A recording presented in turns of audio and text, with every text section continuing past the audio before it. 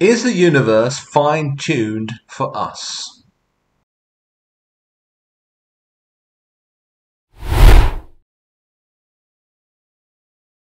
Well, this seems like a variant of the argument from intelligent design to me, but nevertheless, let's look a bit more closely at it. The argument goes that in order for this universe to exist and in order for us to exist, the laws of the universe have to be finely balanced, finely tuned, as the argument states. If there were any variation in any one of these parameters that govern the universe as we know it, we, and possibly the universe, may not be stable. It may not exist. Or it may exist in a way that makes us impossible. So the argument in a nutshell is this: we exist. Therefore the universe must be finely tuned in a way that permits us to exist. This is extremely unlikely to have come about by chance. Therefore this universe must be designed, apparently with the purpose in mind of us. Let's grant without any argument at all that if any one or more of the constants, forces or particles that seem to determine the nature of this universe were to change even slightly, the universe as we know it would not exist, and we would not exist. We don't know, though, whether or not, following this change of a parameter, the universe might not settle down into another stable state. We don't know what this would look like. We're probably incapable of conceiving what it would look like because we belong in this universe. We arose in this universe. Our bodies, our brains, our minds arose in this universe. And we're constructed in a way that enables us to live in, perceive, and understand it. Anything outside this is beyond our comprehension. But that doesn't exclude the possibility that within this other stable configuration, some other intelligent being might not arise, suited to the conditions of that universe, and quite possibly asking exactly the same question. It would seem to them that the universe must have been designed to allow them to exist. While we're only familiar with this universe in this configuration, it's entirely possible that any number of other configurations may have been stable enough and endured long enough to allow the development of some kind of intelligent life which could be asking this question.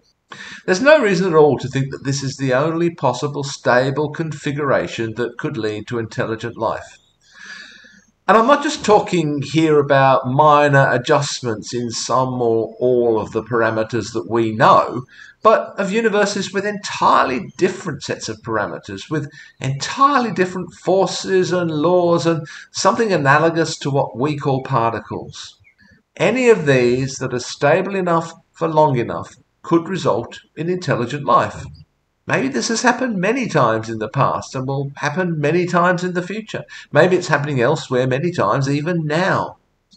Note that all these spatial and temporal terms are used in quotation marks because they don't necessarily apply outside the context of our own universe. Maybe there are universes in which there is no time or no space as we conceive these. We don't know much about the beginning of the universe at the instant of the Big Bang or in the tiniest infinitesimal interval of time following it. We do know that time passed more slowly in the remote past, a phenomenon known as time dilation. So it's very difficult to talk in terms of time at the very beginning. At some point, time becomes infinitely slow.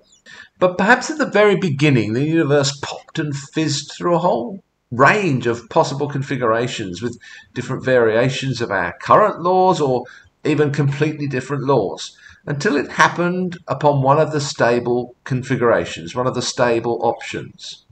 Perhaps there are many stable configurations. This is the one in which we happen to find ourselves. And the question also has to be posed, how stable is this universe anyway? It seems to last for a very long time to us, but it's going to come to an end. Maybe from the perspective of a different universe with entirely different parameters, this universe may appear to come and go in less than the blink of an eye. The intelligent inhabitants of that universe would be looking at ours and thanking their gods that they were in a stable universe, unlike ours. Obviously, any universe in which intelligent creatures can evolve to ask these kinds of questions must be configured in such a way that it would allow these creatures to evolve and live. To each of them, as to us, it might seem as though the universe was especially designed so that they could happen. However, this is a pretty egocentric view of things. We always want to put ourselves in the centre, don't we? We always want to see ourselves as special in some way, as chosen. And maybe we just aren't.